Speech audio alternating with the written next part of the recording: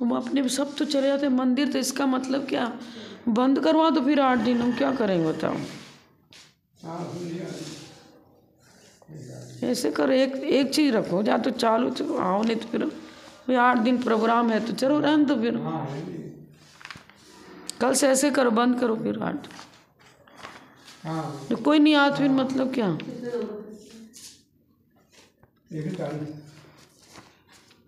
मंगलम भगवान वीरो मंगलम गौतमो गणि मंगलम कुंद कुंदाद्यो जैन धर्मोस्तु मंगलम सर्वमंगल मांगल्यम सर्वकल्याणकारकम प्रधानम सर्वधर्मानां जैनम जयतु शासनम जैनम जयतु शासनम। जय बोलो श्री अनंतानंद परम सिद्ध भगवान की। 1000 श्री चिंतामणि पार्श्वनाथ भगवान की। 1000 श्री शांतिनाथ भगवान की। परम पूज्य आचार्य श्री आदिसागर जी महाराज की। परम पूज्य प्रथम गणनियारिका रत्न श्री 105 विजयमती माता जी की। जैन धर्म की जिनवानी माता की। नमः श्री वर्धमानाय निर्धूत कलिलात्मने सालोकानां त्रिलोकानां यद्विद्या दर्पणायते।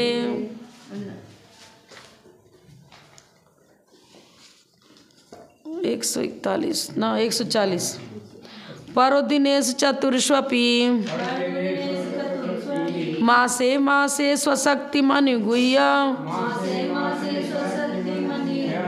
प्रोषद नियम विधायी प्रणिधि पर प्रोषधान शनः। परोदिनेश चतुर्षपि मासे मासे स्वशक्ति मणि गुह्य प्रोषद नियम विधायी प्रणधि पर प्रोषधान शनः। पर्वदिनेषु, पर्व के दिन अष्टमी चतुर्दशी, 2 अष्टमी 2 चतुर्दशी, इन चारों ही पर्वों के दिन स्वशक्ति मणि गुह्य अपनी शक्ति को नहीं छिपाकर प्रणधि पर शुभ ध्यान में तत्पर होता हुआ प्रोषद के नियम का विधान करता है, अर्थात नियम से प्रोषदोपवास प्रतिमा धारक होता है। अष्टमी चतुर्दशी को व्रत करेगा। अब उसकी जघन रूप में तो एकासन करना चाहिए और उत्कृष्ट तो उपास करे अष्टमी चतुर्दशी को। अब प्रोषदोपवास है तो सप्तमी को एकासन और नवमी को एकासन, अष्टमी को उपवास। इसी तरह चतुर्दशी के दिन भी बीच में उपवास और त्रयोदशी को एकासन, फिर उस चतुर्दशी के आगे अमावस्या पूर्णिमा जो भी है उस दिन एकासन करेगा। इसको कहते हैं प्रोषदोपवास। अब अपनी शक्ति के अनुसार वो जघन रूप में तीनों एकासन भी कर सकता है। दोनों तरफ सप्तमी आदि को जल लेगा, बीच में उपवास कर लेगा, ऐसे भी कर सकता है। ये विधि है। मूल फल शाक शाका करीर कंद प्रसून बीजानी नामानि योति सोयम सचित्त विरतो दयामूर्ति। शाक शाखा करीर कंद प्रसून बीजानी नामानि योति सोयम सचित्त विरतो दयामूर्ति। दया मूर्ति मतलब जो दयालु है, अर्थात अहिंसा परमो धर्म के प्रति जिसका लगाव है वो जीव दया का पालन करेगा। इसलिए ऐसी चीज़ नहीं खाएगा जिसमें अनंत जीवों का विघात होता है। मूल माने जड़। अब जड़ से अंदर पृथ्वी के भूमि के अंदर जो है उस सभी को इन्होंने मूल से ले लिया। मतलब शकरकंदी, गाजर, मूली जो भी है भूमि के अंदर ही पनपते हैं। ऐसे जमी कंद का मतलब त्याग कर देगा। और जो अनंत काय है वनस्पति, ऐसे फल आदि का भी त्याग रहेगा।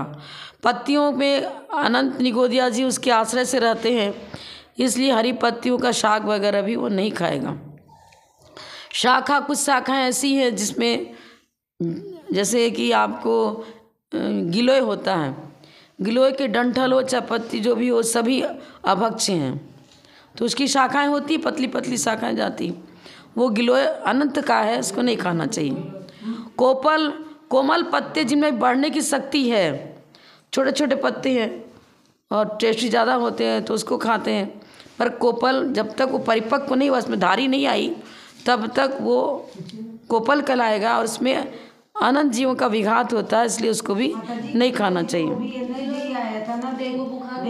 जिसमें बताया हम आगम की चर्चा कर रहे हैं, डॉक्टर क्या बताते हैं, साधु क्या बताते हैं। वो सुखा दो, आलू सुखा खा लोगे क्या? बस वैसे भी नहीं खा सकते। अब वो है तो अनंत का, आपसे नहीं पल रहा, वो बात अलग है। आप उसका पालन नहीं कर पा रहे तो बात अलग है। प्रतिमाधारी हैं उनको तो नहीं खाना पड़ेगा, और साधु हैं उनको, अभी तो कोरोना हुआ था तो बहुत सारे संघों में दिया गया, लेकिन हम लोग तो सख्त है अपने व्रतों में। हमने किसी भी हालत में चाहे मर जाओ तो मर जाओ, लेकिन मुझे गिलोय का त्याग है तो त्याग ही, अनंत का है, अनंत का है। उसकी जगह पर कुटकी चिरायता देते हैं। वो कुटकी चिरायता जो है ना वो शुद्ध है बिल्कुल हर प्रकार से। एक होती वनस्पति में कुटकी चिरायता आता है। हंसराज जी से पूछ लेना, बता दें। कैसा भी बुखार हो उसको खाने से बुखार उतर जाता है। गिलोय की तरह ही है, लेकिन गिलोय अभक्ष है और ये अभक्ष नहीं है। ऐसा प्रसून माने फूल और बीज। अब चना है, मूंग है, कोई भी सब बीज ही है। अगर उसको साबत चना खा रहे हैं तो उसमें तो अंकुर उत्पन्न होने की शक्ति है।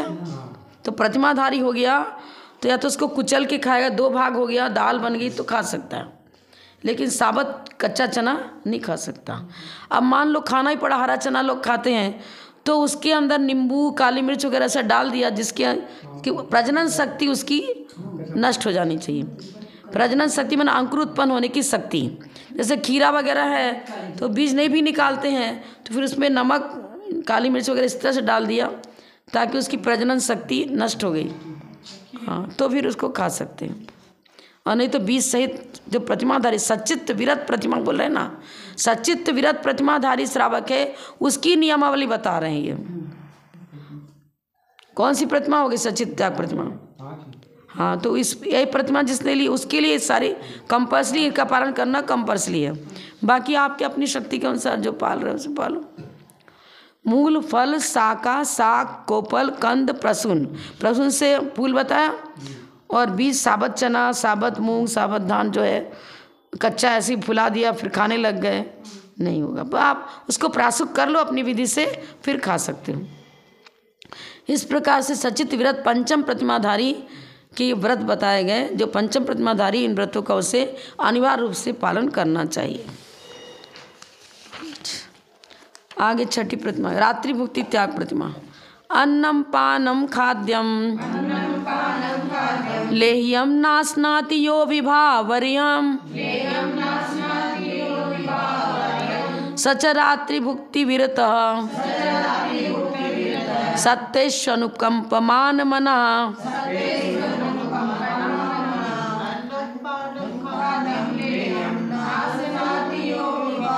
वर्याम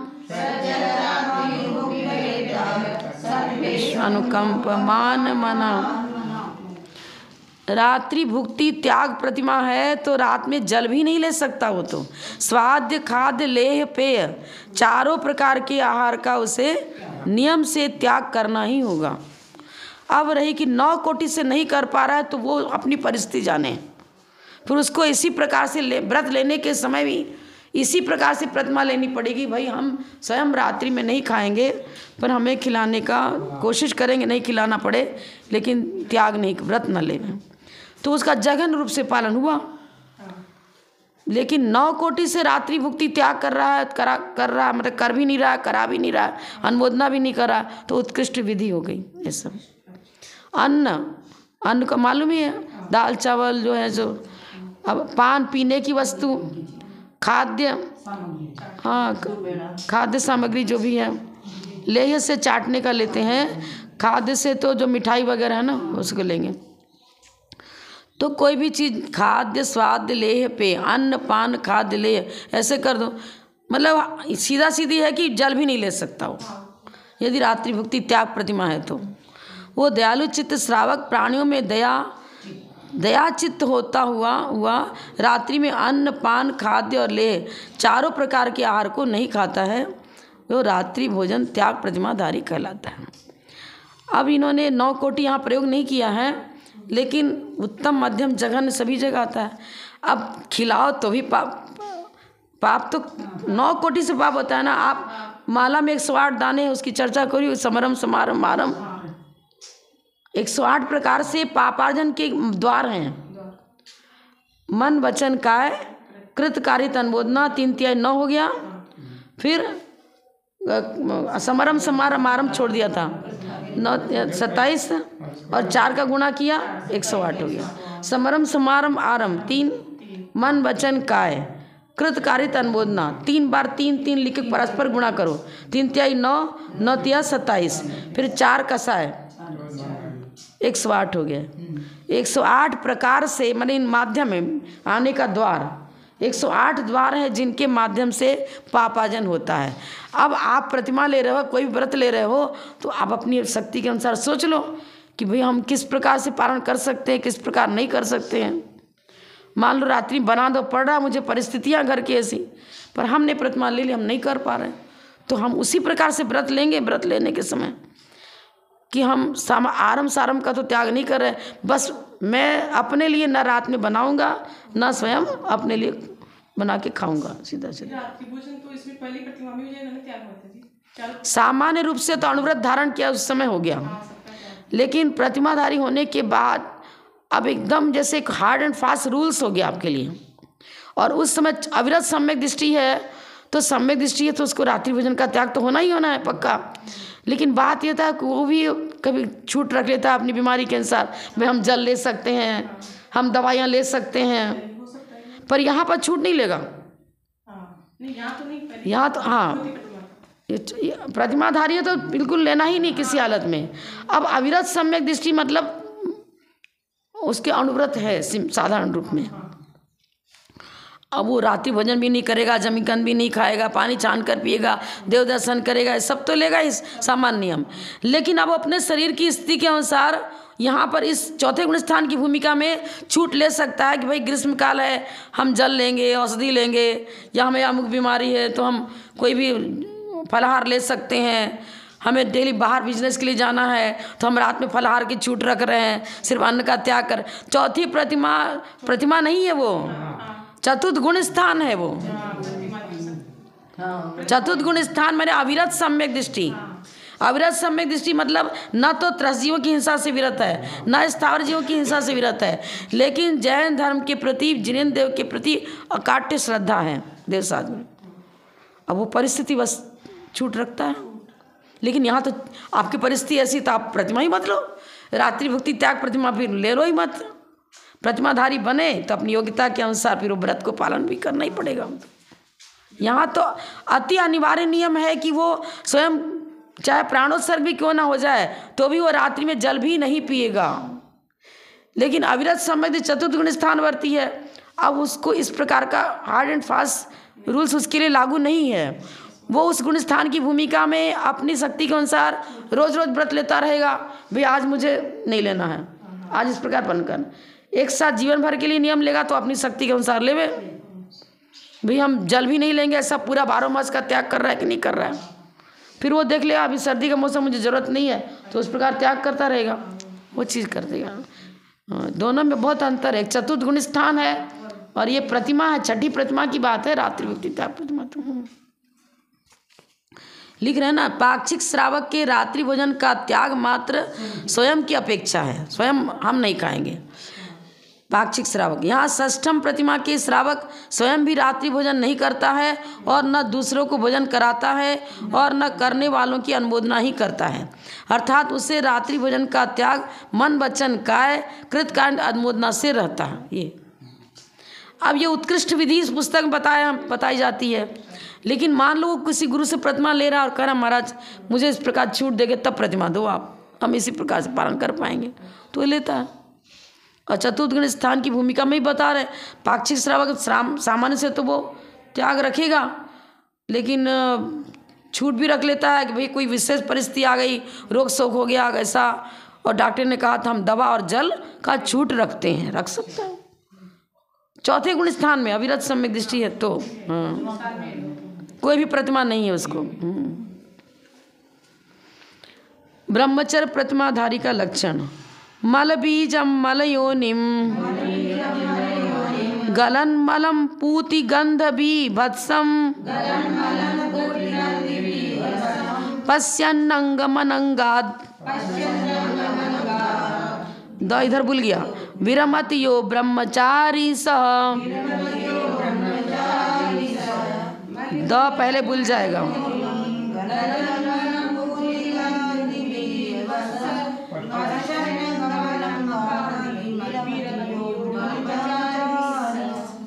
पश्य नंग मनंगात द भूल जाएगा। फिर विरमति। ब्रह्मचर्य व्रत प्रतिमाधारी के सारे रूल्स बता रहे हैं उनको किन किन नियमावली का पालन करना पड़ेगा। सबसे पहले शरीर वैराग्य, मतलब शरीर के प्रति जो स्पर्शन इंद्रिय के प्रति विशेष अनुराग होता है, पहले उस पर कंट्रोल करेगा। अब कैसे तत्व चिंतन करे तो उसका वैराग्य बढ़ेगा। तत्व चिंतन क्या करना है? अरे शरीर की उत्पत्ति किससे होती है? रजवीर से तो होती है। मल ही उसका बीज है और उत्पत्ति स्थान भी अत्यंत गंदा है, मलमूत्र से भरा हुआ गर्भाशय। मल को उत्पन्न करने वाला योनि स्थान भी मलिन है और रजवीर जो उपादान कारण है वो भी रजवीर है, वो भी मल रूप ही है और अत्यंत दुर्गंध आती है उसमें। तो अंदर का निकल जाए मलमूत्र तो छुए तो 10 बार आदमी हाथ धोते हैं, उसको गंदगी का अनुभव आता है, दुर्गंध आती है। पूरी शुद्धि का ध्यान रखते हैं, हस्त शुद्धि करते हैं, छूने में भी आ गया तो। और ग्लानिजनक है, उसको देखते ग्लानि आती है। इस प्रकार का जो मलमूत्रों का पिटारा ये शरीर है, 9 द्वार बहे घिनकारी, इससे क्यों अनुराग रखते हो? इसके अनुराग छोड़ो और फिर छूटेगा अनुराग तो ब्रह्मचर्य व्रत पालन करेगा। ब्रह्मचर्य व्रत होना मतलब मैथुन सेवन का त्याग, ये तो स्थूल रूप में नियम हो ही गया। साथ साथ वो अन्ना अश्लील चित्रों को देखना, अश्लील गाने सुनना, जिससे काम विकार जागृत होता है, उन निमित्तों से भी सदा दूर रहेगा, तभी उसका 9 कोटि से पालन होगा। क्योंकि ब्रह्मचर्य शरीर स्पर्शन इंद्रिय से संबंधित नहीं है, 5 इंद्रियों से संबंधित है। 5 इंद्रियों का मुंडन करना, ऐसा मूलाचार्य भगवती आराधना में बताया गया है। मूलाचार्य में उन्होंने कुंतकुंताचार्य ने लिखा है 10 प्रकार का मुंडन करो। पंचमी इंद्री मुंडा, वच मुंडा, हथ पाय मण मुंडा, तण मुंडेण विसैया, 10 मुंडा भणिया समय।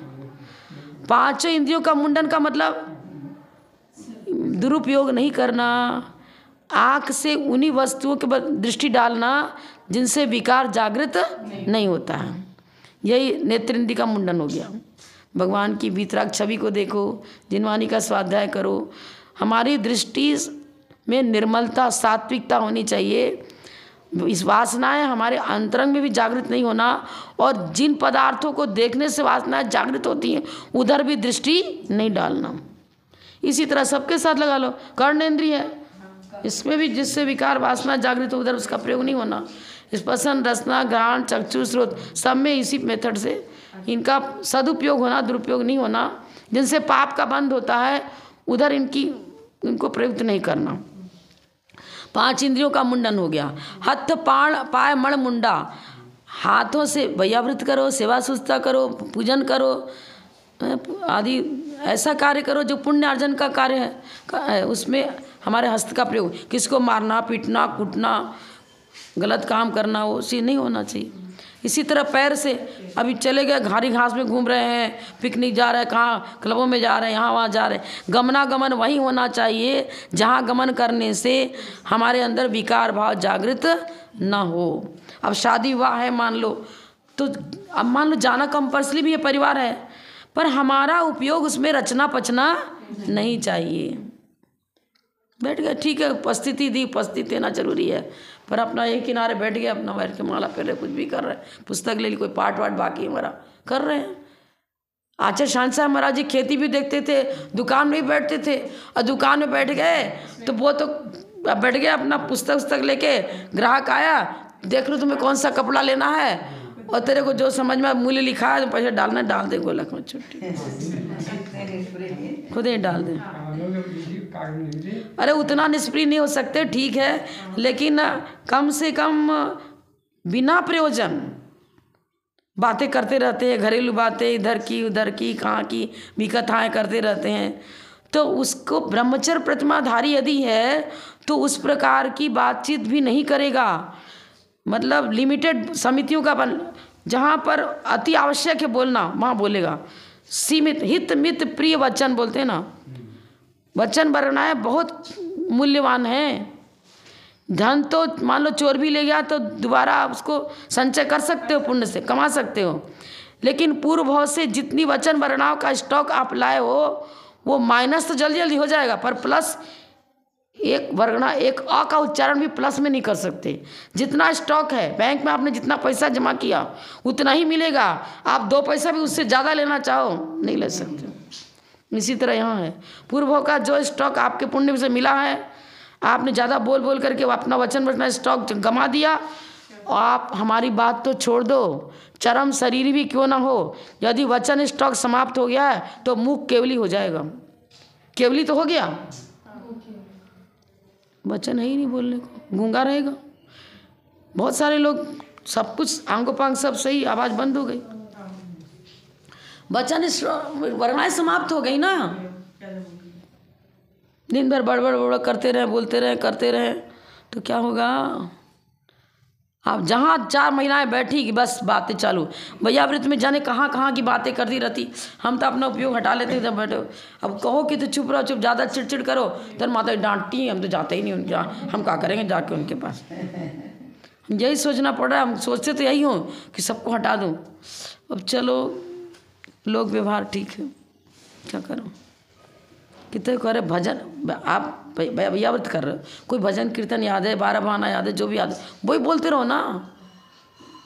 बड़ बड़ जाने क्या कहाँ की बातें निकाल लेती हैं। एक तो राजस्थानी भाषा है तो हम जल्दी से कैचअप कर भी नहीं पाते, हम उपयोग भी नहीं लगाते उधर, उपयोग भी नहीं लगाते उधर। पटट पटट फटा फटा फट फट फट बोलती है, कैसे समझ में आता है। मेरे को सही में थोड़ा बहुत ध्यान दिया तो समझ में आता है, ऐसा भी नहीं कि नहीं समझ में आता, पर बहुत उपयोग उधर स्थिर करे तो समझ में आया, नहीं तो नहीं आता। अब यही बता रहे कि भाई ब्रह्मचर्य व्रत पालन करना, ब्रह्म का मतलब रत्नत्रय स्वरूपी निज आत्म तत्व। हमारा उपयोग निज आत्म तत्व के प्रति रुचिकर होना चाहिए, उधर ही लगना चाहिए। बाह्य पदार्थों को ठीक है अब करना पड़ गया तो कर रहे हैं, मकड़ी का जाला है, लेकिन रुचिपूर्वक उधर अपना उपयोग नहीं लगाएगा वो, क्योंकि भाई झाड़ू बिहारी घर का काम धंधा सब करना ही पड़ेगा। हिंसा तो वहाँ भी हो रही है। निज आत्मस्वरूप में परिणति 24 घंटा तो रहेगी नहीं। यहाँ तो हमारे आचरण ने समाधि शतक में भी बता दिया है, जो दूसरे को हम प्रवचन करते हैं, पढ़ा रहे हैं, धर्मोपदेश दे रहे हैं, वो भी अपराध है शुद्ध निश्चय की अपेक्षा से। उसको उन्मत्त चेष्टा बताइए, उन्मत्त चेष्टा माने प्रमाद सहित है। फिर विकथाओं की तो बात ही दूर रही। और साधु के पास बैठ करके भी कथाएं करो, ठीक है।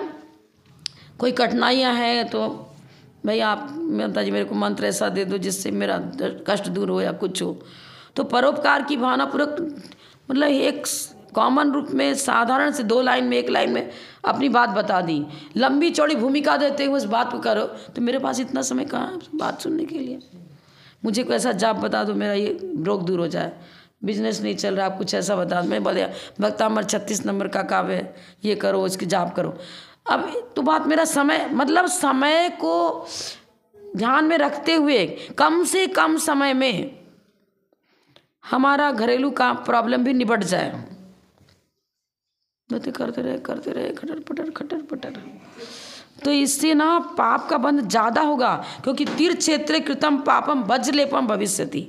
आप आए थे देवसाद गुरु के पास पुण्यार्जन के लिए और बैठकर करने लग गए क्या, कपास, ओटन लगे कपास, क्या बोलते हैं, कहानी है ना कोई, रहीम की कबीर की किसकी दुआ है, कोई आए थे धर्म ध्यान के लिए पर लगे दूसरे में। हरी भजन को ओटन लगे कपाट। हाँ, कपाट नहीं कपास, कपाट तो दरवाजे को बोलते हैं।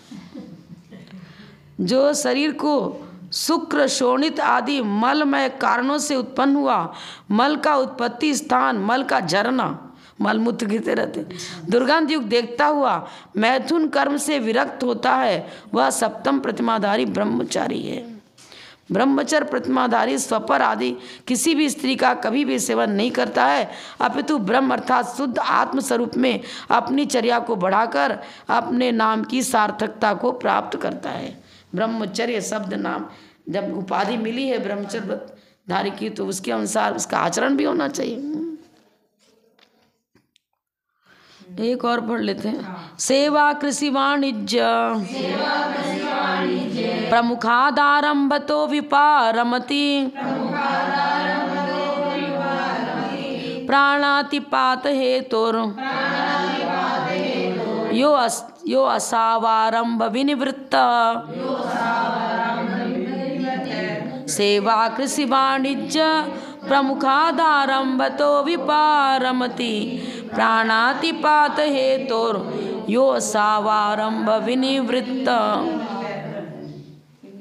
अब आरंभ का मतलब हिंसा कितनी प्रकार की, आरंभी हिंसा, उद्योगी हिंसा, विरोधी हिंसा, संकल्प हिंसा। अब ये आरंभ त्याग प्रतिमाधारी वही बनेगा, उसको नियम लेना पड़ेगा कि हम अपने लिए कोई अग्नि प्रज्वलन कर रहे हैं, झाड़ू बहारी कर रहे हैं, कमरे की सफाई कर रहे हैं, जिससे कि मतलब इसको आरंभी हिंसा में यही क्रियाओं को लेते हैं। तो जिनसे आरंभी हिंसा होती है उन सारे कार्यों का त्याग करना पड़ेगा। व्यापार नहीं कर सकता, खेती बाड़ी नहीं कर सकता, और नौकरी भी किसी के यहाँ वो भी नहीं करेगा। सेवा से नौकरी, कृषि से खेती, वाणिज्य से व्यापार, इनको प्रमुखता देते हुए और भी घर का झाड़ू बुहारी साफ सुथ करना, कपड़ा धो रहे, कुछ भी कर रहे, वो सब कुछ भी नहीं करेगा। कौन प्रतिमा, किस प्रतिमा की चर्चा है? 8वीं प्रतिमा की चर्चा। प्राय करके गृहस्थ जीवन में रह के 7वीं प्रतिमा तक लेते हैं, फिर क्षुल्लक वगैरह बने तो सीधे 11 प्रतिमा लेते हैं। अब 8 प्रतिमाधारी कम ही मिलते हैं देखने को, क्योंकि इसमें तो ना इधर के रहते हैं ना उधर के। फिर भी कोई ब्रह्मचारी जी ऐसे हैं संग में हैं, उनकी इच्छा है तो अपना, उनको जरूरत नहीं दूसरे के घर, जहाँ महाराज का हार हुआ वहीं भोजन करके आ गए, निमंत्रण दिया वहाँ चले गए, ले सकते, कोई तकलीफ नहीं है। लेकिन आज के युग में थोड़ा कठिन है।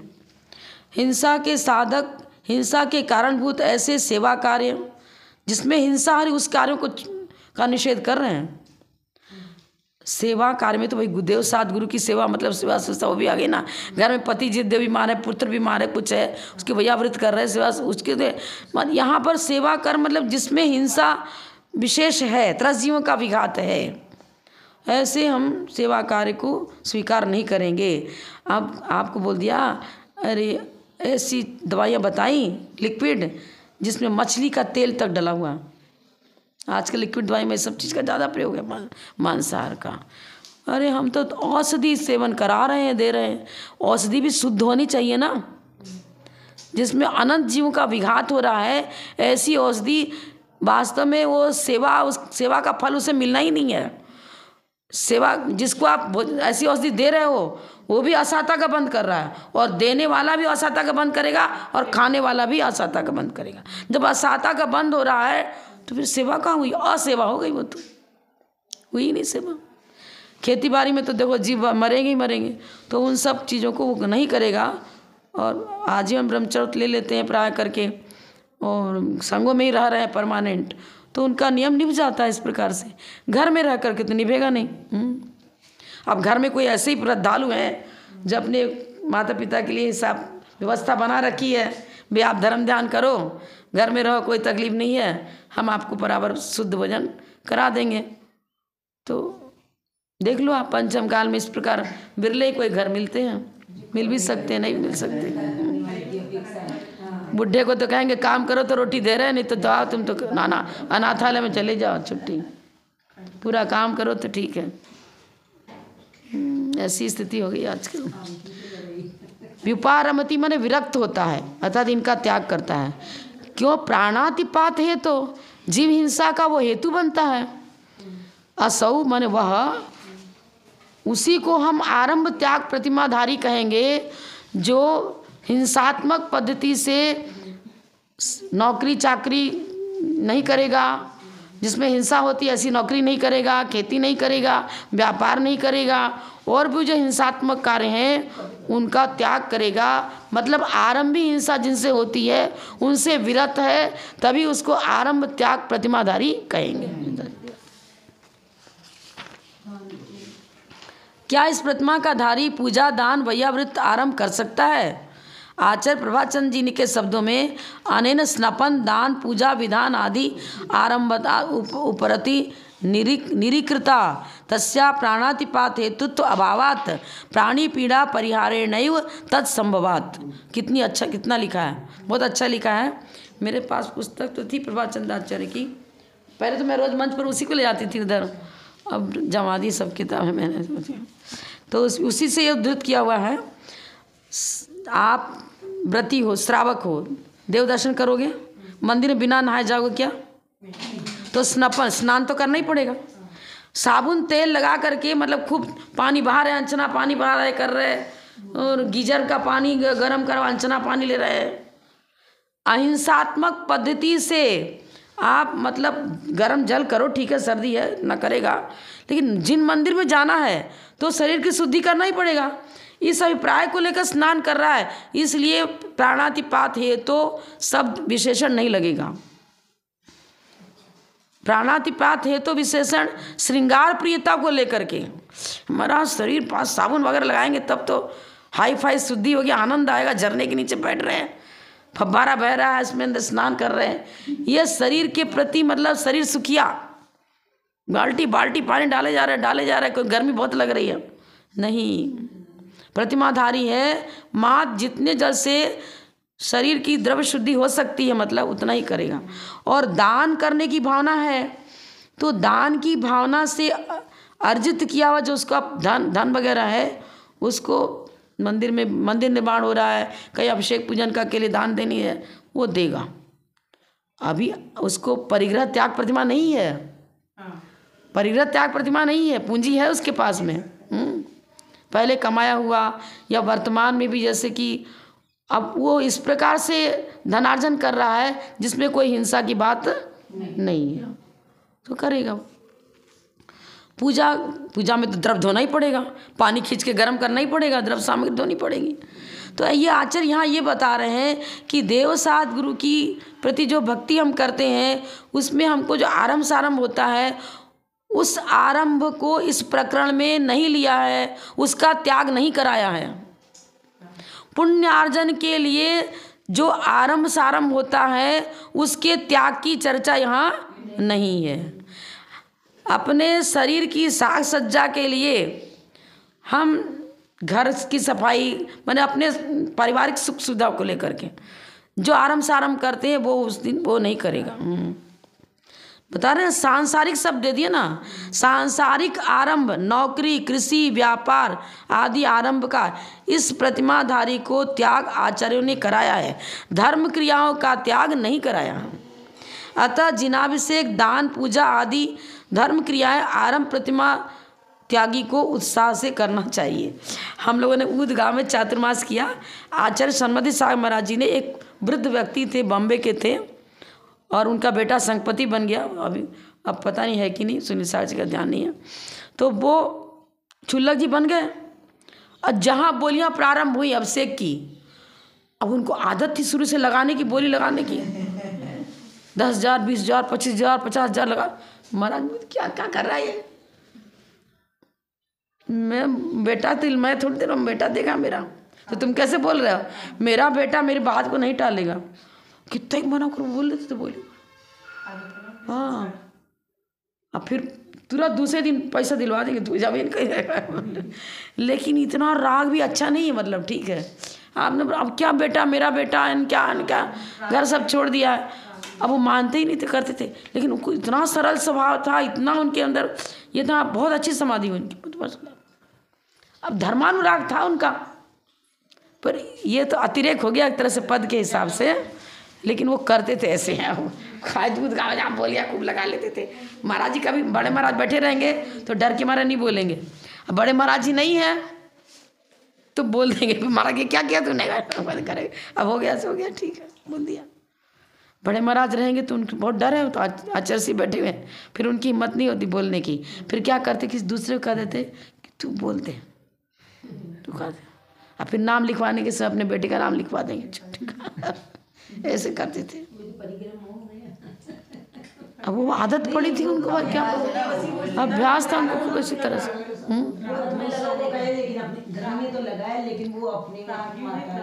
अब उनको बोलने का अधिकार नहीं है, लेकिन आदत पड़ गई।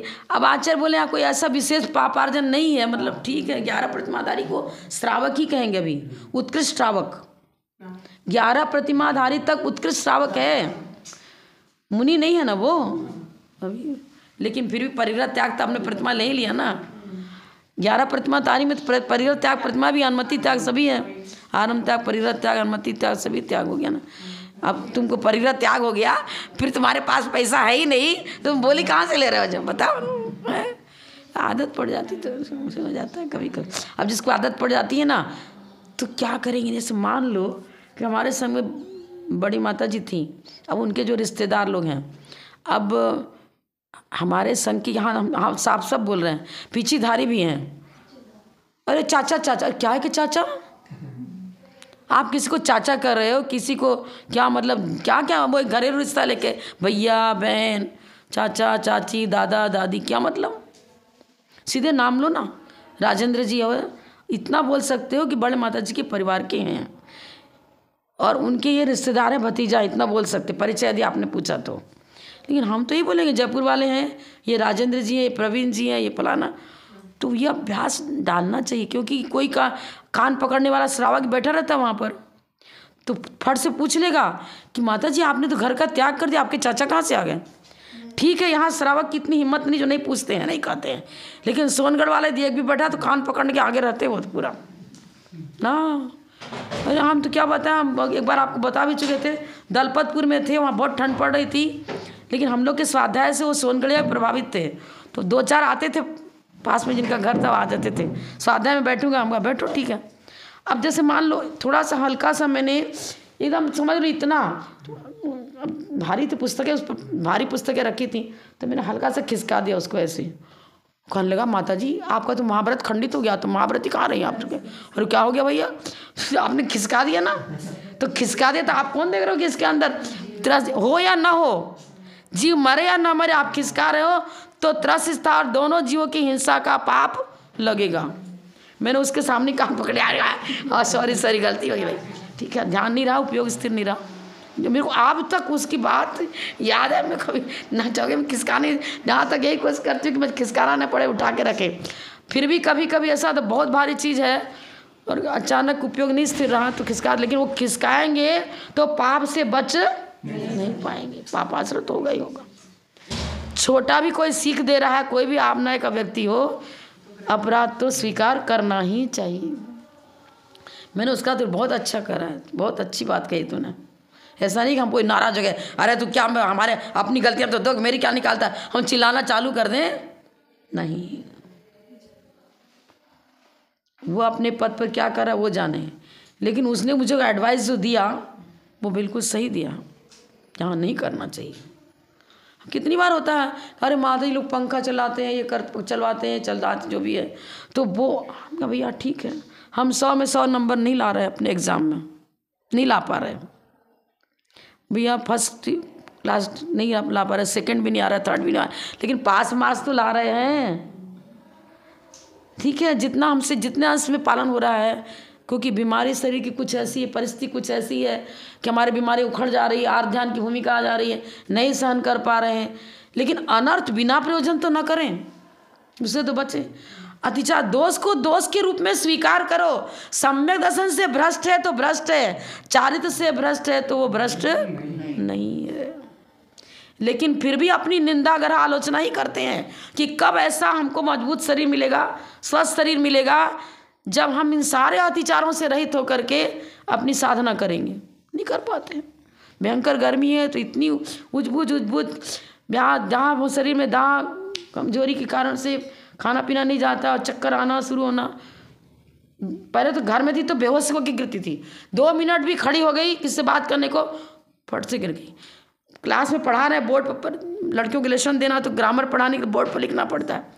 कई बार वहीं पर लिखते लिखते गिर गई। पर कुछ पुण्य ऐसा है कि अब उतना बेहोश वाली बात तो नहीं है, लेकिन अंदर ही अंदर बैठ के लेके घूम रही, आ रही, चक्कर आ रहा है, हो रहा है, अंदर होता तो नहीं है आप कैपेसिटी। तो लेकिन स्वीकार, गलती को, अपराध को अपराध के रूप में स्वीकार करना ही चाहिए। क्योंकि अब सभी विद्यार्थी तो फर्स्ट डिवीज़न लाते नहीं, क्लास में बैठने वाले भी।